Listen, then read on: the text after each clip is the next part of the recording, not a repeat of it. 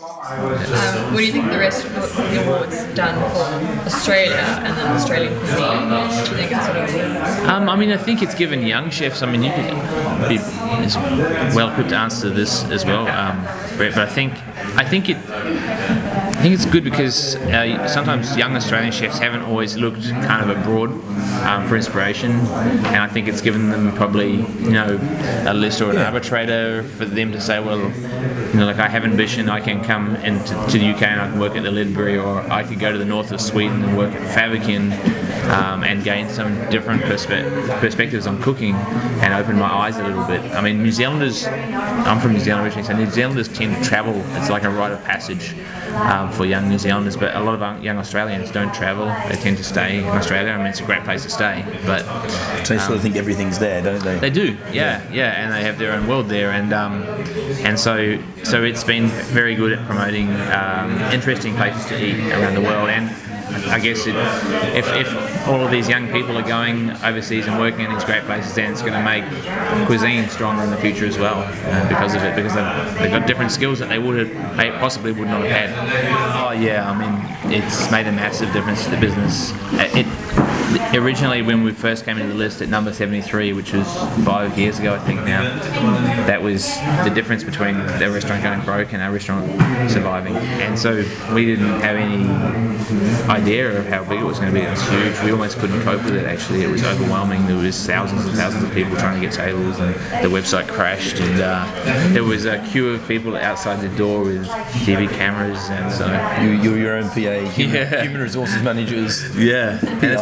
Still pretty much the same, but it was an incredible moment, but it's also very difficult moment. I think what's interesting about the 50 best list, I was thinking about the other day, why is it being built up hugely, why is it so popular, and why do people make such a fuss about it, and why do places like your restaurant get inundated with calls? I think it's because historically there was no sort of ranking of restaurants around the world, so just like you had a Michelin star or you were in some gourmet traveller food guide, and I think people like rankings, like they know who's the #1 tennis player in the world. Put them against each other. Yeah, they do. They're like, oh, you're #1 tennis player in the world, you're number 400 tennis player in the world, you'll see whatever, and your golf handicap. And I think people like to be able to grade things, and when this list, I think, captures people's imagination, they're saying, of course, there's hundreds of great restaurants around the world that all deserve to be in the top 50, but I think when you're in the top 50, people sort of focus on saying, right, these are the hand-picked ones from around the world, and that's why I think restaurants are in that list, get such high recognition and such high demand, because customers now have a way of going top 50, so it's I think that's like how they sort of measure what restaurant they're going to for a really special occasion. I do know this restaurant's in the top 50, and sort of like, well, yeah, there's lots of restaurants that could be in there, but unfortunately only 50 can be in there. Exactly, yeah.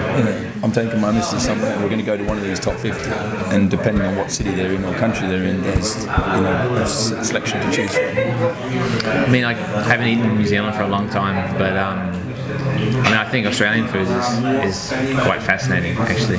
I think it's I think the different cuisines that it represents, besides I guess what we would call Australian cuisine, are done in a very articulate way. So you take different cuisines from Asia, which are many and varied in Australia, and because of our closeness and our close proximity to Asia, and the fact that the first Chinese immigrants came to Australia only 30 or 40 years after the first British immigrants, we really have a cuisine from that culture which has a lot of integrity and truth to it. So you can eat very good quality variety of different Asian cuisines, and yet still eat something interesting that speaks perhaps of Australia itself in a more personal way as well.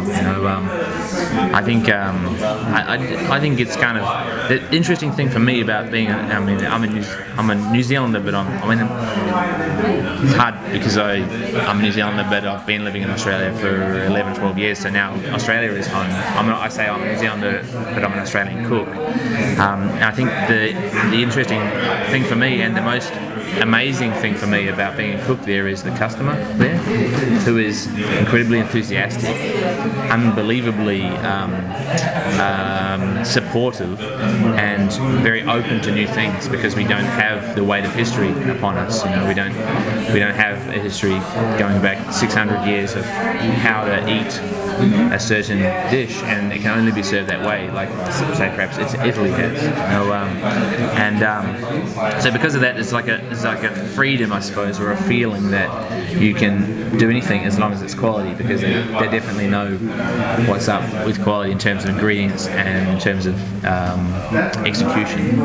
Yeah, does that make sense? It does. Yeah, that's the best thing about, and that's how our restaurant has been able to evolve and develop solely because of our customers, because they accepted it, even though sometimes in the beginning especially it was a little bit different or weird to them, foreign, but we had that support and we were able to evolve to the point where we are with them, of course, and they are incredibly trusting. If you build a relationship of trust between the cook and the customer, they will almost go for anything, and it's an amazing place to be in. Yeah. So I think I was 21 when I got here, all those years ago, and I was only coming for a year to get some experience, and I wanted to go to Spain because all cooks at that stage came to London. You know, and you people that went and worked for Gordon or whatever, or Marco, and straight that's what you heard. And I mean, I had very little knowledge about England when I got here. In fact, I remember coming in the plane to Heathrow in like 2000 when I came in, and they give the landing card. I never had a landing card before, and I was like, they're like, where are you staying? Well, I don't know yet, I haven't arrived. So I remember writing down, and I realised afterwards I wrote the Connaught Hotel in there because I just knew Mayfair from like Monopoly, one of the things I remembered. I knew nothing about England, and I arrived at Victoria Station at 4 o'clock on a Friday afternoon with one of those blue singlets on, you know. Yeah. Because it was the middle of summer in London on the 17th of June, and it was 11 degrees, and board shorts, and a massive backpack that I could hardly carry. I just thought, what have I done? Looking for a hotel desk in Victoria Station. That was my first night's accommodation. So I think probably I love the ingredients here. I mean, it's a bit more difficult in Australia if you're going to be truly British, because the last 6 months nothing grows, nothing. So if you really say we're going to use stuff that just grows here, basically, you know, you try and put if you're going to restaurants that have got, say, baby radishes or something, and then it's in the heated greenhouse, they don't grow at -4 in the country. You know, they just die straight away, and all the herbs, just, you know, if anything, you eat rosemary, thyme, and some kale at certain times of year. That's true, isn't it? You know, if you want to be truly British. But I suppose it is difficult because I don't know. I mean, what is great I love about coming here is all the different seasons, especially game. That's my big sort of thing. And there is amazing meat here as well. Amazing meat. I love the flavour. It's all grass fed. We use things like Herdwick lamb that are like old breeds, that are skinny things that just haven't got huge amounts of meat on them. But the way they farm these things now, they're just really incredible. On the fells, Belted Galloway, they're outdoor all year round, no grain fed, nothing like that. And the meat, these slow growing breeds are amazing. There's been a big resurgence in that in the last 3 or 4 years. Huge. People not looking like they used to. And I reckon it's something you probably face a bit of it back in Australia sometimes. The carcass size there is like number 1. Yeah. And then quality sort of number 2. Yeah. You know, you get some fantastic ingredients from the ocean and all that. I think sometimes you battle with the meat a bit, don't you? Though? Yeah, I mean, recently though we've overcome that with like a new butcher who's just been unbelievable. The interesting thing for me about being a cook in Australia is that it's truly one of the only places in the world where you can very easily only cook with local products, but it's not even a question, you know, like it's not even a trend or a question or a philosophy, because we're isolated, we're on this huge island, and we have all these different seasons, so everything grows there all the time. I mean, you could have strawberries from Australia all year round in Australia. Outdoor grown strawberries every day of the year. I mean, we wouldn't use them in winter in Victoria and Melbourne, where I'm from, because it doesn't feel right.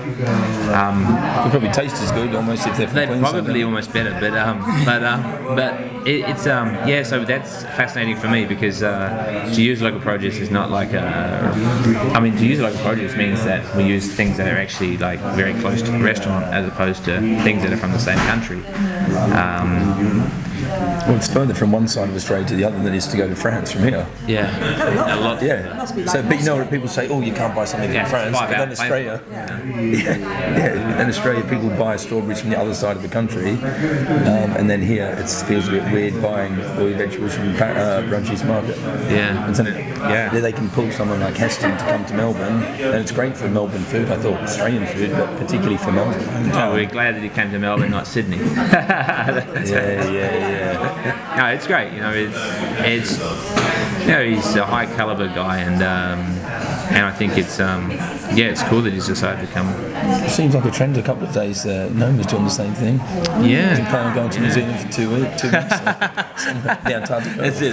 That's what I should do. I should go to New Zealand for a few They can refurbish a restaurant, go off. Yeah. I think that's what we're going to do at the Fat Duck. I think the plan is go to Melbourne, spend 6 months refurbishing. Are they? Yeah, that's it. That's it. Saturday morning at 6 a.m. Yes, after 27 hours of travel. First class is not that bad, is it? Business class. I got upgraded from economy, which is so good, and I was like, And New Zealand? Qantas. Oh no. Yeah, always Qantas. Yeah. No, that was good. No, I'm just here for the audience, and that's it. Yeah.